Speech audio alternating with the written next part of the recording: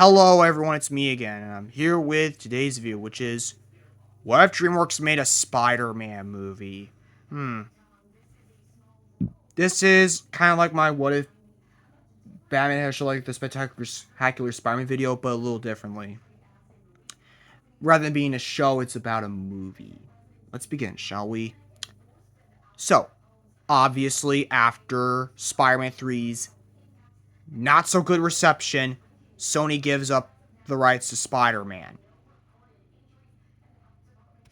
Now, Sony would, of course, give the rights of Spider-Man to DreamWorks. That happens. And DreamWorks would decide to make a Spider-Man movie in preparation for a March 2010 release.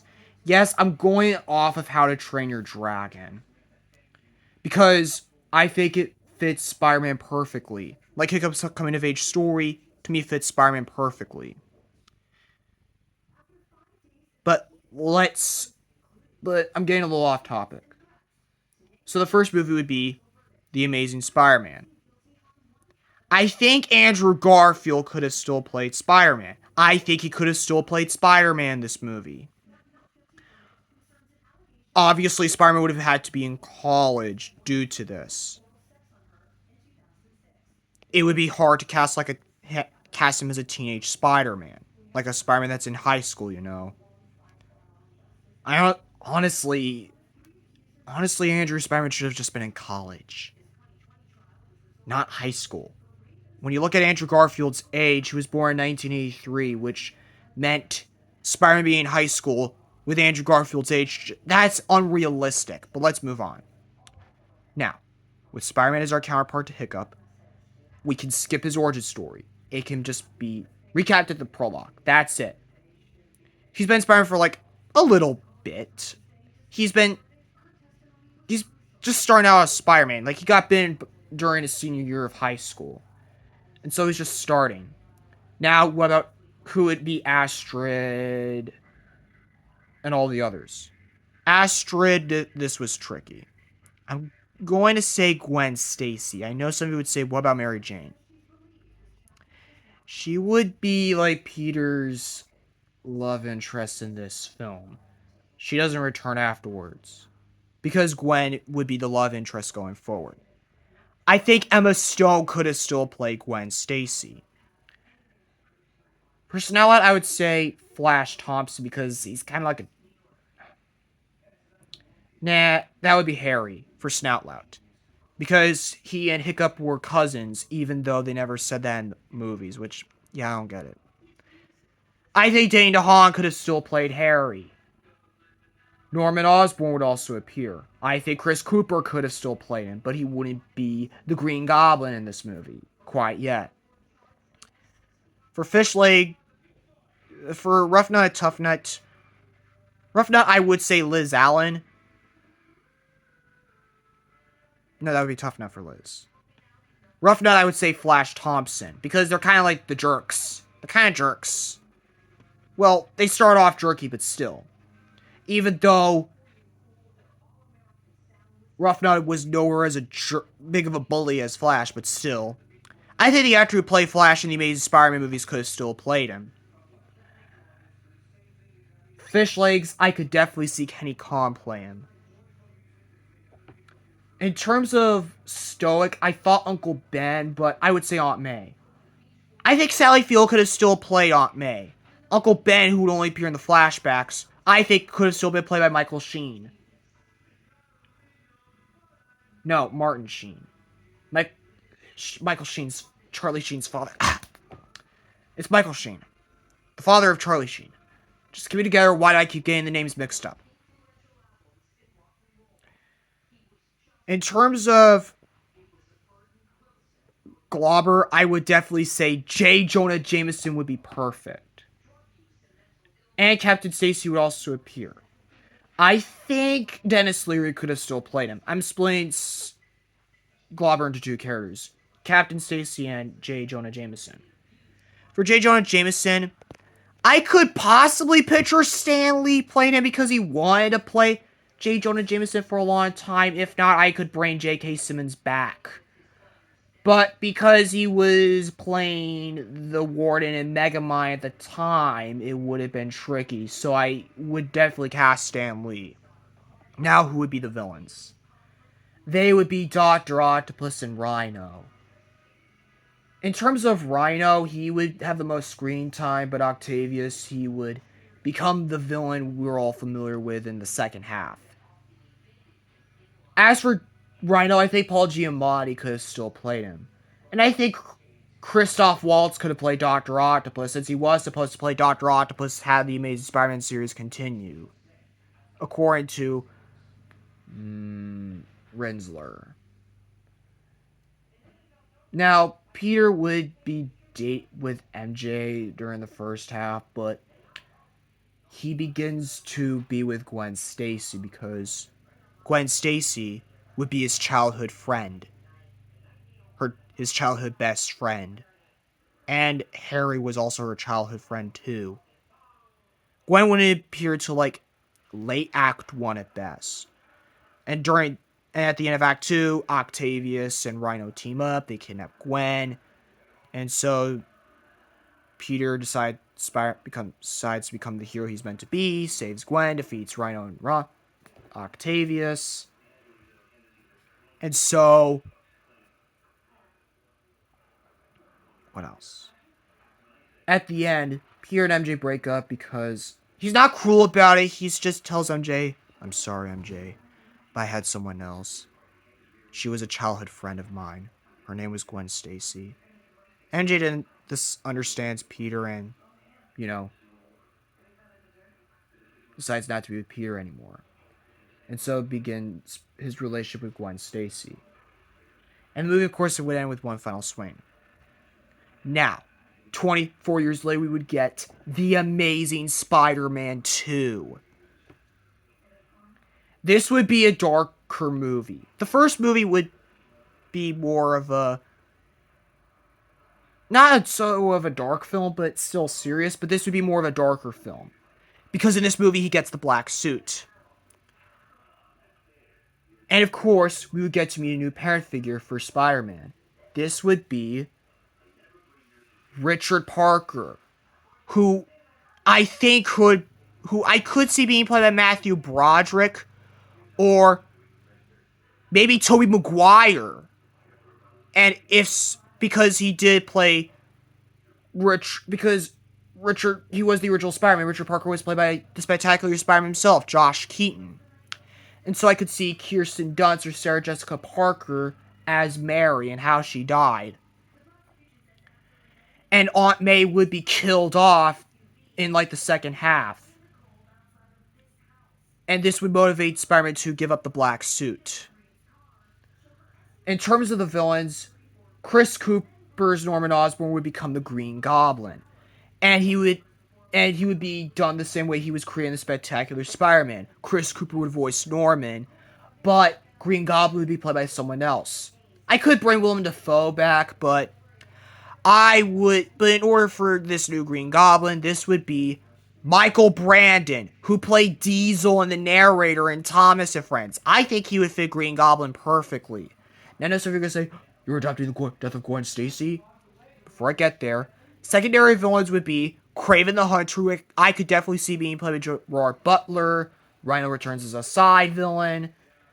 And Tombstone would also appear. I could picture Marvin Jones III playing him. And the final battle would be Spider-Man vs. Green Goblin. Gwen Stacy nearly dies, but she survives somehow. Like, maybe Spider-Man fails to save her, like in the comics. But before she dies, Richard would save her. And he would introduce himself to Gwen. And then Spider-Man would defeat Green Goblin as he would transform into the ultimate Green Goblin.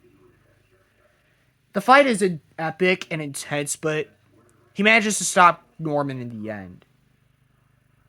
And the ending would set up Venom with, Harry finding the symbiote.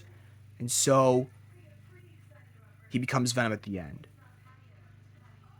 Flash, Liz, and Kenny would return. as well as Captain Stacy and J. Jonah Jameson. Now to 5 years later in 2019, this would be The Amazing Spider-Man 3. Or The Amazing Spider-Man Last Hunt. This would be the movie where we get introduced to Miles Morales, and Spider-Man takes him in as a sidekick. I think Shamik Moore could have still played Miles. I think Jefferson Davis could have still appeared.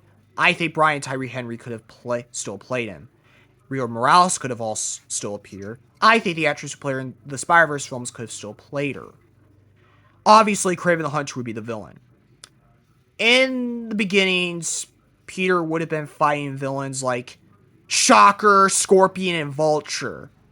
I think Vulture could have still been played by Michael Keaton. Michael Mando could have still played Scorpion. And I had to be established that in between that he graduated college. Like, in the Amazing Spider-Man 2, he'd be like in his final year of college. And so he's graduated college recently. Aunt May would have a presence, like Stoic did. Richard would return and be proud for his son because he and Gwen is going to become his daughter-in-law. And Captain Stacy would be proud too. Now, what about Gwen's mother? Gwen's mother is dead, obviously. So she parallels Spider-Man. She and Peter are alike. Now, in terms of secondary villains, the Chameleon would be a side villain. And of course, Spider-Man would have also fought villains like Silver Sable, Silvermane, and Hammerhead. I think Lance Henriksen could have been a good Silvermane. John Cena I could possibly see as Hammerhead, even though I do think he fits Sandman better. Now, elements of the Last Hunt storyline would be taken. Like, Spider-Man would be at his absolute limit. And, of course, Harry would meet his father, Norman, dying in a hospital. Norman dies from, how the Goblin was consuming him, like the serum, as a consequence. And, of course, Spider-Man fights Venom, and who is Harry, and so Kraven would be after Venom, and this does cause Spider-Man and Venom to team up, and Miles to team up to stop Kraven. And for a dramatic incident, Captain Stacy dies. And maybe Richard too, which would then begin the final battle between Spider-Man, Miles, and Venom fighting Scorpion, Vulture, Chameleon, and a bunch. And this isn't adapting the Sinister Six, but they're fighting Chameleon and Kraven. They take down Scorpion after, he escaped. And of course, Kraven would decide to help Spider-Man and Miles deactivate the bomb set by the Chameleon, who is planning to commit an entire genocide.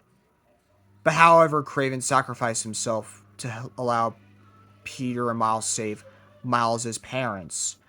However, they save his mother, but because Jefferson dies. And so Chameleon would be stopped. But before Spider-Man could bring Chameleon to justice, Chameleon would die like Grimmel the Grizzly did. Like committing suicide, In the end, Spider-Man would be hailed as a hero. The movie would end on Peter and Gwen get married. Peter gives up being Spider-Man and lets Miles become the new hero. Kind of setting up a spin-off, but not necessarily. And at the end, it would be a story being told to Peter and Gwen's child, named Ben. Parker II. Or Richard II. Thus, it allows Spider-Man's whole arc to come full circle. Now, as of now, we would be getting not a live-action remake, but a continuation with Miles Morales as the main character, with Prowler and Rhino as the villains, and a new side of characters, with Genki Lee, Miles having a love interest is a combination of the Tinkerer, Gwen Stacy, and Rio being like being stoic, And Peter would also and Gwen would appear as side characters. So would Harry, who is now dating Liz Allen, and he gave up the symbiote. And we would be getting and in June of 2027, we would get a sequel on the Miles Morales continuation. I do now. There would be two shows. There would be a show lasting from 2011 to 2018, which would deal with Spider-Man finding different villains in between movies, in the gaps, like Tarantula, Tombstone, Hammerhead, Silvermane. Black Cat would also be one of the villains, as well as Craven. And I think that's all. Like, yeah, there would be a bunch of villains that would exist within the movie's universe, but we don't see in the movies. Kingpin, I think, would have also appeared too.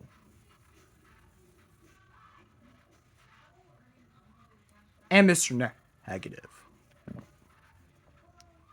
As for the second show, which would have aired on Hulu and Peacock, this would be a Spider-Verse show dealing with different Spider people.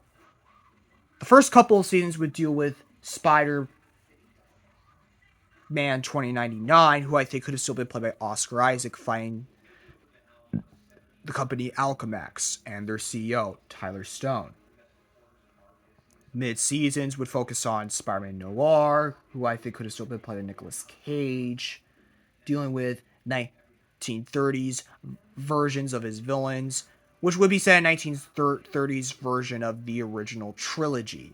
And then the last few seasons would deal with Gwen Stacy's Ghost Spider-Gwen, who is fighting her, who is living through her own version of the original trilogy and fighting her own villains. Basically, a what if Gwen got bitten by the spiders scenario in this case. Now, could there have been an expansive Marvel animated universe in this case? Yes, DreamWorks very well could see this as an opportunity to make their own Marvel universe. Like, maybe instead of the Croods, they would have done a Fantastic Four movie, Rise of the Guardians, maybe an X-Men film or an Avengers film. I don't know. I'm gonna have to do a follow-ups to this video. I'm definitely gonna have to. But my next one will be what if DreamWorks made a Batman movie, which will not be like How to Train Your Dragon. Let me make that clear. So, stay tuned for that. Anyways, stay tuned for my cover of Where No One Goes this Friday. See you all later.